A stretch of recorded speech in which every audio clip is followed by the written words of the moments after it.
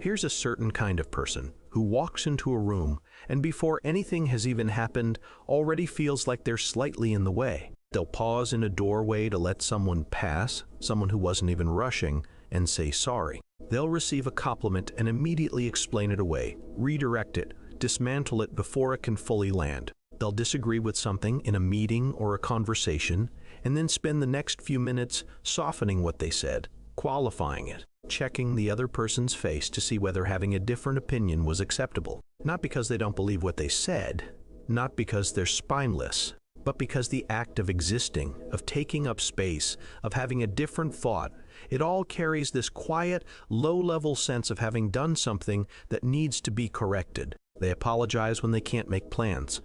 They apologize when they need to reschedule. They apologize before asking for help, after asking for help, and sometimes instead of asking for help at all. They apologize when the food is bad at a restaurant they didn't choose. They apologize to furniture they bump into. And they know, somewhere in the back of their mind, they know that this is a lot, that most people don't do this. But knowing doesn't make it stop. And if you recognize any of that, the world probably hasn't been very fair to you in how it's explained it. Most people look at this pattern and reach for the simplest possible explanation. They call it insecurity, low self-esteem, people-pleasing, or they go somewhere more unkind and say the person is being passive-aggressive, that the apologies are a performance, a way of fishing for reassurance, a manipulation dressed up as humility. But those framings sit entirely on the surface. They describe the visible shape of the behavior without ever asking what's driving it, and what's driving it is genuinely different from what most of those labels imply. The person who apologizes constantly isn't, in most cases, someone who thinks poorly of themselves in some straightforward, conscious way. It's more precise than that, and more interesting. What's actually happening lies closer to the body than the mind. In the nervous system, in the oldest and most automatic parts of how we learn to be safe with other people. What we're really talking about is the psychology of people who apologize excessively, and not in the way it's usually framed, as some personality quirk to iron out, some habit to replace with a different script, some morning affirmation about being worthy of space. There's a great deal more going on underneath, and understanding it changes not just how you see this behavior in yourself, but how you understand the whole architecture of who you became. Researchers studying attachment theory and early emotional regulation have found something that reframes this entirely. For many people, frequent apologizing isn't actually about guilt. It doesn't function as an admission of wrongdoing. It functions more like a nervous system regulation tool, something the body does automatically, almost reflexively, to lower the emotional temperature of a situation, to signal non-threat, to restore a felt sense of relational safety before danger has even arrived. A study out of the University of Waterloo examined people who apologized for things clearly outside their control. A stranger bumping into them on the street, rain on a day someone else had planned outdoors, a delayed train they had nothing to do with. And what the researchers found was that these apologies weren't irrational. They were functional. They served a specific psychological purpose. They reasserted a sense of agency over an environment that felt unpredictable. If I apologize, I'm doing something. I'm managing this. I'm keeping things smooth. The apology isn't a confession. It's a tool.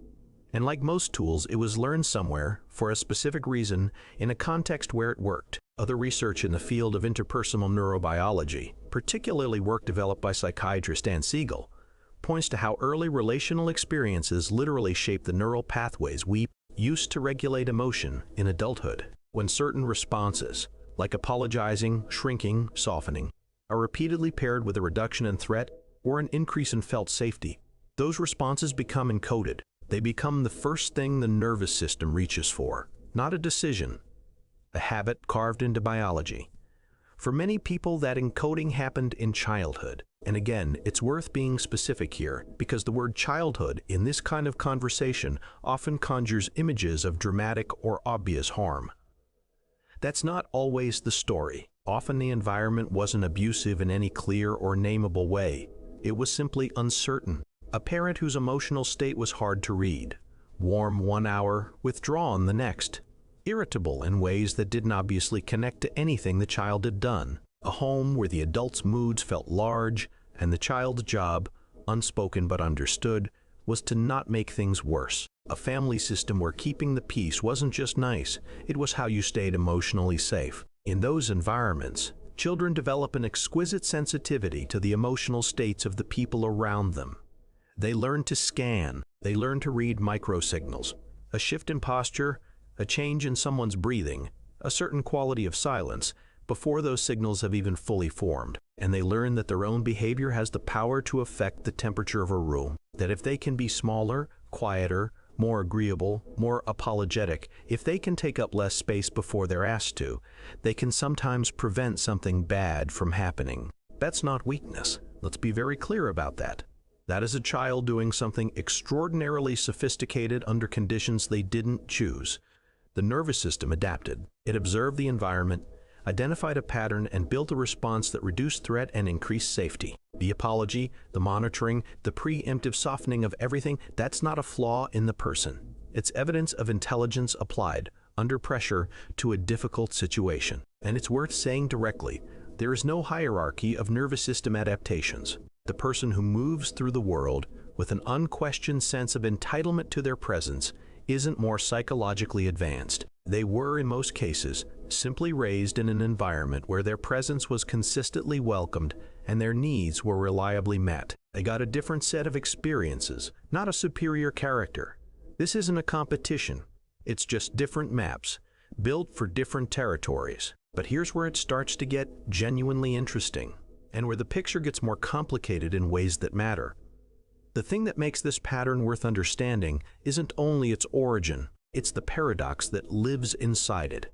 The specific, strange way that the cost and the gift turn out to be the same thing. People who apologize too much are, very often, the most perceptive people in the room. The same hypervigilance that makes them constantly scan for signs of disapproval. The same neural pathways that were trained to detect shifts in other people's emotional states also makes them unusually attuned to what's actually happening beneath the surface of any situation. They notice things, the slight tension in someone's voice that others walk right past, the shift in a room's energy before anything visible has changed, the thing someone said and the thing they actually meant, and the gap between those two. The person who seems fine but isn't. The conflict that's brewing before anyone has acknowledged it. This is not a coincidence. It grew from the same root. The early vigilance that was trained to protect them became, over time, a form of social and emotional intelligence that most people never develop. Because most people never had to. The danger and the gift are made of the same material. There's also a kind of relational generosity that often comes packaged with this pattern. People who are wired this way tend to be deeply attuned to how others are feeling, and they tend to respond to that awareness with care. They remember, they check in, they make space for other people's discomfort in ways that don't come naturally to those who were never trained to be so alert to it. The hypervigilance that can exhaust them internally often translates, externally, into a quality of presence that people around them find genuinely comforting. But the cost is real, and it deserves to be named. The cost is that this kind of constant outward orientation, always scanning, always adjusting, always apologizing for your existence before you've even done anything, leaves very little room for inward orientation, for simply noticing what you want or need or feel without immediately running it through the filter of how it might land on someone else. Over time, many people with this pattern find that they become very good at knowing what everyone around them needs, and much less certain about what they themselves need. Their own preferences feel faint or selfish or somehow negotiable in a way that other people's don't. There's also the exhaustion. The vigilance doesn't turn off when the environment is safe. The nervous system that was trained to monitor doesn't automatically know when monitoring is no longer necessary. So even in relationships that are genuinely warm, even in rooms where no one is upset, even on ordinary Tuesday afternoons when nothing is wrong, the scanning continues, the low-level hum of checking, adjusting, pre-apologizing. It's not a choice. It's a system running the only program it knows. And then there's the quieter cost. The way this pattern can make a person feel, over years, like they are somewhat less real than the people around them, like their preferences are provisional, like their presence is something that requires ongoing justification. Not a belief they would consciously endorse, but a feeling that shapes how they move, how much they ask for, how firmly they hold opinions, how quickly they abandon what they want when they sense that someone else wants something different. If any of this has landed somewhere familiar, if you've been reading this and recognizing something that's lived in you for a long time without ever quite having words for it, then it's worth holding the next thing carefully. This pattern is not a fixed trait. It is not the deepest truth about you. It is not evidence that something went wrong with who you are at some essential, unalterable level. It is a response, a sophisticated, intelligent, adaptive response that made sense once in a specific context for a very young version of you who was doing the best possible thing with what they had available. The fact that the response is still running doesn't mean it's correct. It means the system is loyal to a map that was drawn in conditions that no longer exist for a territory you may have long since left. Recognizing that is not the same as fixing it, and this isn't the space for prescriptions, but there is something quietly significant about being able to look at this pattern and see it clearly, not as a flaw to overcome, not as evidence of damage, but as the remnant of an early intelligence that kept you safe and that simply hasn't been updated yet. You are not broken. You are running old code in a new environment. And that distinction, small as it might seem, changes everything about what this pattern is, what it means, and what becomes possible once you see it for what it actually is. If this reached something in you, there's a great deal more to understand about how this same pattern shapes the way you love, the way you handle conflict, the way you experience your own sense of worth when no one else is watching. That thread goes further than most people ever follow it.